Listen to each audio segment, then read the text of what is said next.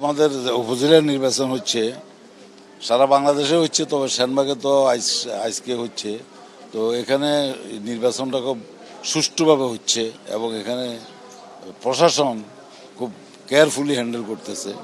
একেবারে সুষ্ঠু, কোনো জালভোট নাই, কিছু নাই। মানুষ স্বতঃস্ফূর্তভাবে এসে সুন্দরভাবে ভোট দিয়ে যাচ্ছে।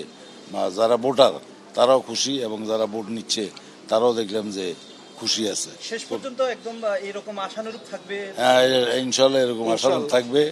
বাংলাদেশে বর্তমান সরকার আমলে এমপি নির্বাচনের থেকে আপনারা দেখছেন তখনও সুষ্ঠু ভোট হয়েছে, এখনো হবে এবং যতগুলি নির্বাচন হবে ইনশাল্লাহ ভবিষ্যতে সবগুলি সুষ্ঠু হবে। শেখ হাসিনা বিশ্ববাসীকে দেখাই দিবে যে বাংলাদেশে সুষ্ঠু ভোট দিয়েই সরকার পরিচালিত হবে।